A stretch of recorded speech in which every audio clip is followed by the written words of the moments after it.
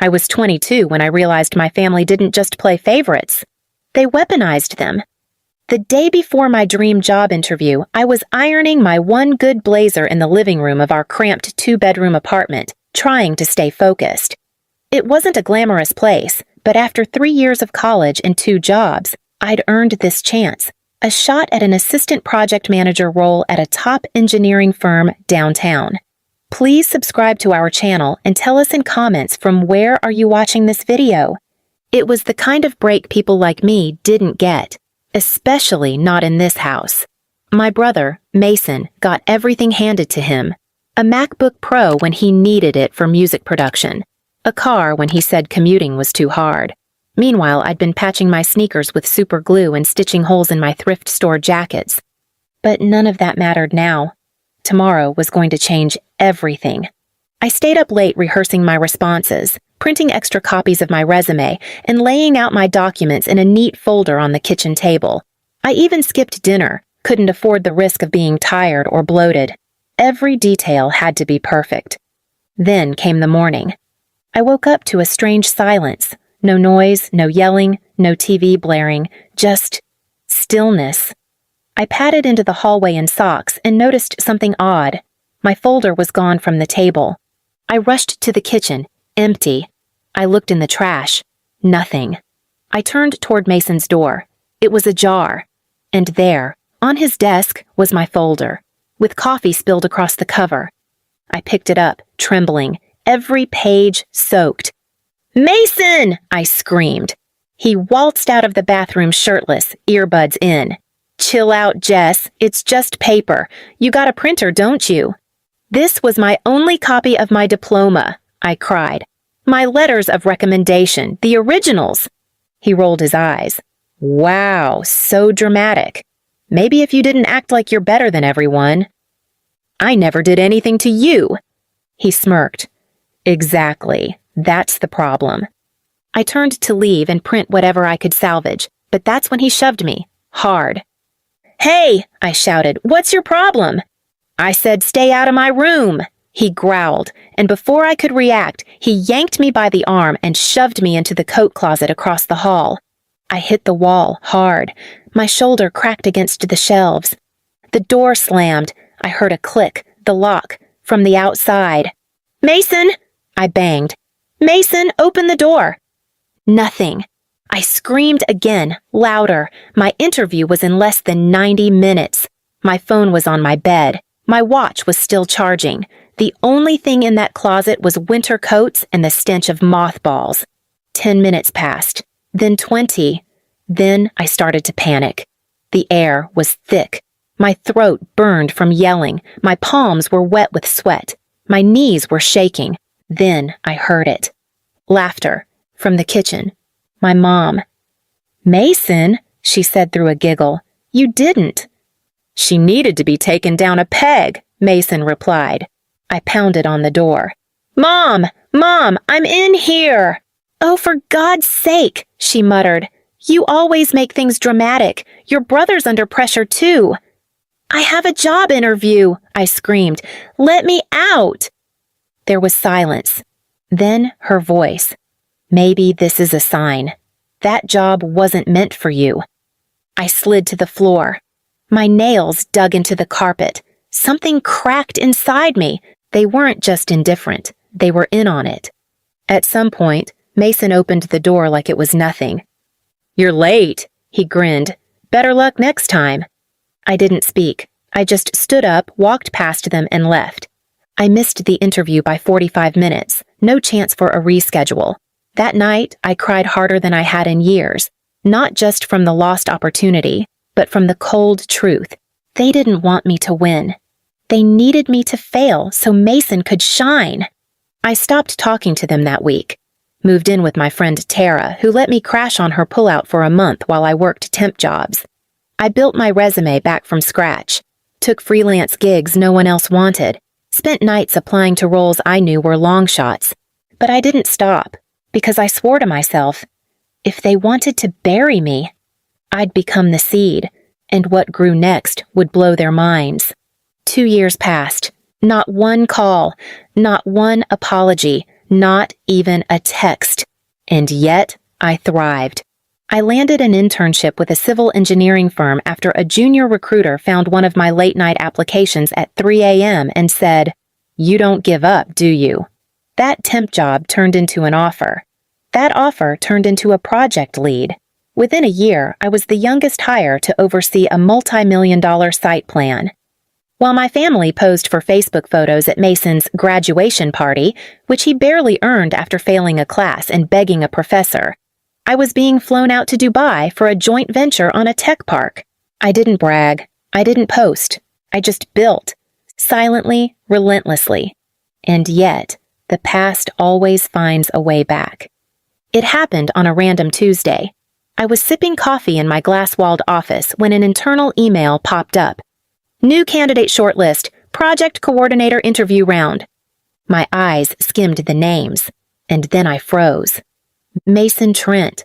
I blinked. It had to be a coincidence. A common name, right? I clicked his resume. Nope. Same age, same college, same smug photo. He had applied to my company. Not just that, to a role on my team. My jaw clenched. The audacity. I picked up my phone and dialed HR. "Hi, I'd like to personally sit in on the final round with a candidate who listed me as a reference," I said. Total lie. But they didn't blink. Next morning, Mason walked into the conference room, wearing a wrinkled shirt, cheap cologne, and that same self-important smirk. He didn't recognize me at first. My hair was darker now, my suit sharp, clean. No stammer in my voice, no shame in my spine. "Good morning," I said coolly. He froze. "Jess?" I tilted my head. "It's Jessica now. Please have a seat." He stammered. "You work here?" I glanced at the folder. "Lead project consultant. This is my department." He laughed awkwardly. "Wow, small world." "Smaller than you think," I said. I asked him every technical question I could muster. Blueprint analysis, timeline balancing, stress point modeling. He fumbled through half of them. By the end, the hiring manager whispered to me, "He's not ready." I nodded. Before Mason left, I stood up. "One more thing," I said, handing him a paper. "Your resume said you interned at TerranCon. I worked with their vice president last month. He says he's never heard of you." His face went pale. Maybe I used a different name?"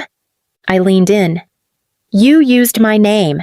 You stole my recommendation letter from Mom's drawer and forged it." "How did you?" "Because I wrote it, for myself, 2 years ago." He swallowed hard.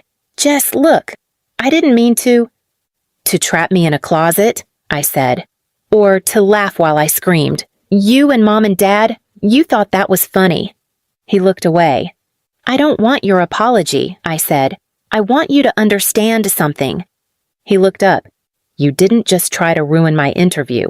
You tried to erase my future, and now, by some cruel irony, you walked into the one company where I write the checks."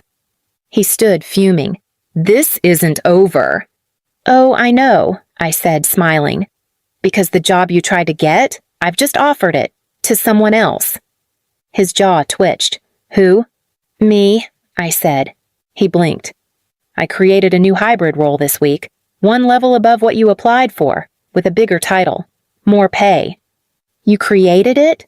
"I've earned the right to," I said. "That's what people do when they build instead of break." He stormed out without another word. I didn't follow. But that day, I realized something even more important. The best revenge isn't a job. It's power. Silent, earned, and permanent. 3 weeks passed. Then came the call. "Jessica, it's Mom," the voice croaked. "Your brother's been rejected by 6 companies in a row. He's depressed. He said you humiliated him." I sat quietly in my downtown apartment, sipping tea. The skyline glowed behind me. Success had a strange silence to it, one filled with peace, not applause. "I didn't humiliate him," I said calmly. "He did that himself." Mom sighed. "We just thought maybe you could recommend him? Help him out?" I paused. "Like how you helped me out?" I asked. By locking me in a closet and laughing while I screamed? That was years ago, she snapped. Let it go. You never apologized. We didn't think you'd take it so seriously. It was just, he was stressed. He needed the job more than you. That sentence echoed in my mind. The same excuse, the same betrayal. Why do you keep protecting him? I asked. Because he's fragile. He's not like you. You were always the strong one. No, I replied. I was just the quiet one. The one who swallowed pain while you clapped for the one who caused it. You're being cruel, she whispered. No, I said. I'm being fair. Click. I hung up, but it didn't end there. 2 days later, a hand-delivered letter arrived at my office. My father's handwriting, shaky, angry. We raised you. We made sacrifices. The least you can do is help your brother get back on his feet. You owe us. I laughed bitterly. Oh? They owed me 4 years of sleep, the self-esteem I had to rebuild alone, the rent I paid with bruised fingers and unpaid internships. Still, I wrote back. Not a letter, a check, but not to them. To the nonprofit I helped launch, Second Window, a mentorship fund for young professionals who were overlooked, betrayed, or gaslit by their families. On the memo line I wrote, for every girl locked in a closet while the world called her selfish. But I wasn't done. 6 months later, my company hosted a leadership summit, dozens of managers, panel discussions, media. Press guests were encouraged to bring one family member to honor, someone who supported them from the beginning. I invited someone too, not my parents, not my brother. I invited Mrs. Kim, the janitor at the library, who let me study after hours when I had nowhere to sleep. She once gave me hot tea and a wool scarf. That scarf kept me warm during the coldest winter of my life. When I called her name on stage, she cried. I gave her a plaque and flowers. She whispered, "You remembered me?" I said, "I never forgot who saved me. I only forgot who didn't." Afterward, during the press interviews, someone asked, "What's the greatest lesson you've learned from your family?" I looked straight into the camera and replied, "That blood might bind you, but betrayal defines you. And sometimes the people who break you are the very reason you rise." That clip went viral. It hit a nerve, especially at my childhood home, where my brother was still unemployed and my parents were still blaming everyone but themselves. They tried to spin it, of course. Tried calling it family drama blown out of proportion. But the world had already decided, because the world recognized something they never did, that I wasn't just the girl in the closet. I was the woman who bought the building it stood in. I didn't want revenge. I wanted freedom. And in the end, I gave them what they gave me. Silence. Only this time, I wasn't trapped inside it. I was soaring above it, with the keys to every door they tried to shut. And that job my brother thought he deserved? It's still open, but not for him, not anymore. Please subscribe to our channel and tell us in comments from where are you watching this